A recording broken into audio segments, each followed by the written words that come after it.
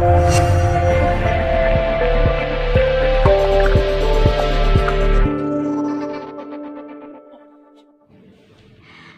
assalamualaikum warahmatullahi wabarakatuh. Hai, kembali lagi nih bersama dengan gue nih Unix di Ruang Unix. Nah, pada kesempatan hari ini podcast kita ingin membahas tentang bullying, tentang pembulian, di mana bullying ini terjadi bukan hanya terjadi saat ini.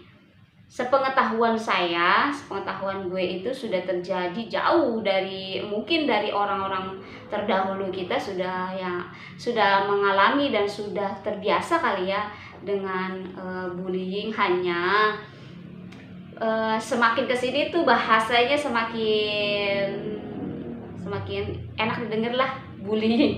Kalau di saya dulu tuh dikata-katain, namanya dikata-katain. Nah, pada kesempatan kali ini saya itu ingin membahas apa sih dampak dari bullying, terus dampak bagi si korban nih, si penerima pembulian, dan apa sih yang melatar belakangi seseorang itu menjadi pembuli. Nah, topik yang sangat menarik untuk kita kulik. Yang pertama yang ingin aku bahas adalah, yang pengen gue bahas, kenapa kok orang itu bisa tega ya untuk membuli kawannya kah, saudaranya kah, keluarganya sendiri, rekan kerjanya sendiri. Apa sih melatar belakangi seseorang itu membuli orang lain? Nah, dari yang pernah saya baca, saya tertarik pernah ada artikel yang membahas tentang bullying, dan saya tertarik sekali untuk menyimak dari isi tulisan seseorang itu. Saya lupa sih siapa penulisnya karena sudah cukup lumayan agak lama ya. Jadi yang melatar belakangi seseorang itu membuli itu mungkin karena dia itu di keluarga tidak mendapatkan perhatian dengan baik, tidak mendapatkan pendidikan dengan baik. Jadi di keluarga ada dua nih. Bisa jadi dia di keluarga bukan orang yang dihargai oleh lingkungannya, oleh keluarganya. Jadi karena dia di keluarga tidak mendapatkan kasih sayang, tidak mendapatkan perhatian lebih, akhirnya ketika dia melihat ada orang lain yang lebih rendah daripada dia, maka rasa percaya diri dia tuh tiba-tiba meningkat. Lalu dengan tidak memiliki empati, dia membuli seseorang, misalnya sahabatnya, temannya kah, atau orang yang dia jumpai. Nah, yang kedua adalah mereka-mereka yang tidak dihargai di rumah. Misalnya dia mendapatkan contoh, dia melihat dari orang-orang di sekitar dia, dari keluarga dia yang membuli, mengata-ngatai keluarganya sendiri. Misalnya seorang ayah yang menghardik istrinya di depan anak-anaknya, mengata-ngatai, terus melihat si ayah membentak si kakak, membentak si adik, mengata-ngatai gitu dengan kalimat-kalimat yang tidak pantas. Otomatis memberikan contoh kepada si anak bahwa ternyata supaya kita itu ditakuti oleh orang lain, kita harus menjatuhkan orang lain. Nah, seperti itu salah satu contoh ya, salah satu contoh kecil yang saya ketahui kenapa seseorang itu membuli. Dan sebenarnya mungkin si pelaku ini tidak mengetahui dampak yang diterima dari seseorang yang dibully ya.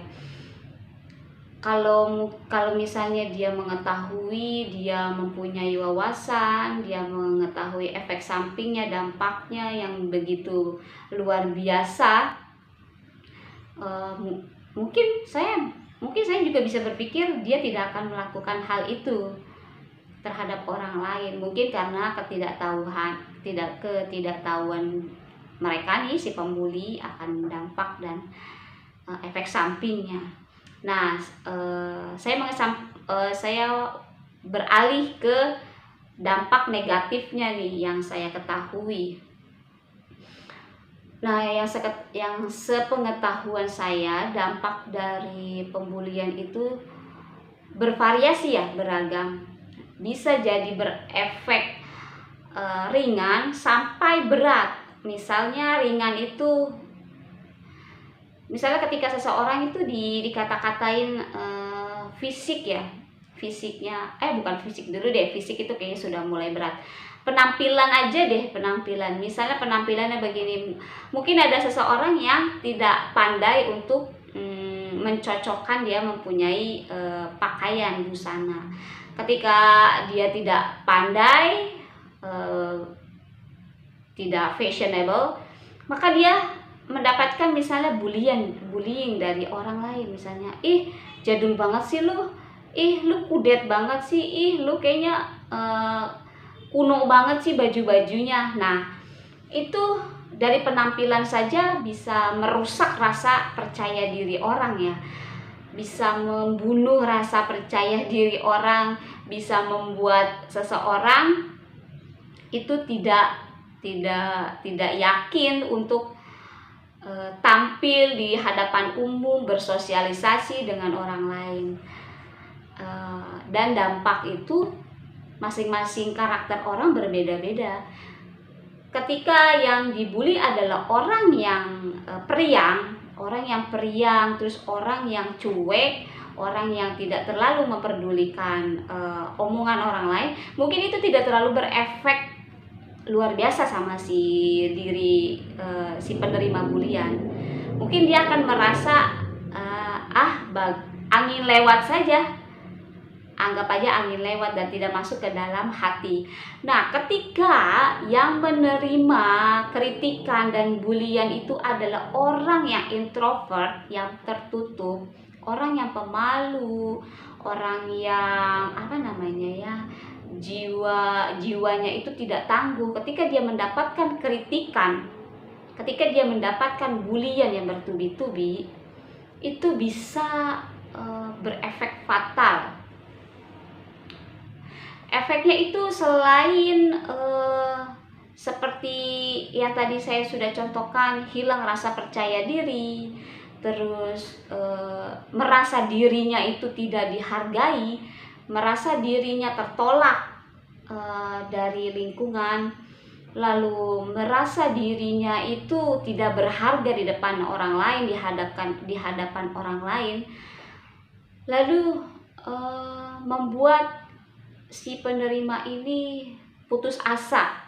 Putus asanya itu misalnya karena yang dihina, yang dikritik, yang dicemooh adalah fisiknya. Misalnya seseorang yang memiliki kekurangan fisik, misalnya dia mempunyai struktur tubuh atau anggota tubuh yang tidak sempurna layaknya manusia sempurna, maka itu efek dampak terbesarnya adalah bisa berakibat fatal.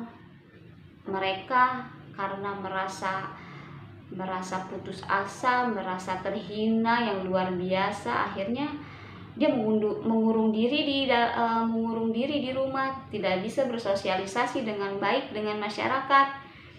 Lalu dia merasa rendah dirinya dibandingkan yang lain.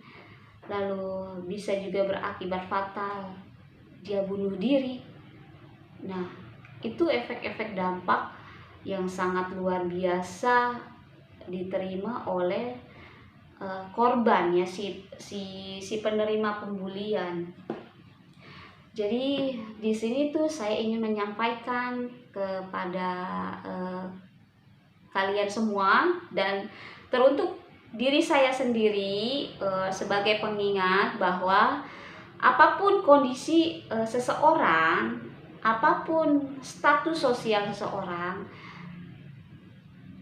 setiap individu adalah individu yang unik, individu yang sempurna sesuai dengan versinya masing-masing. Jadi kita tidak bisa dan kita tidak boleh untuk menghina orang lain dan menganggap lebih tinggi daripada orang lain, karena jiwa-jiwa kita adalah diciptakan oleh Allah. Allah yang menciptakan, Allah yang sudah menakdirkan.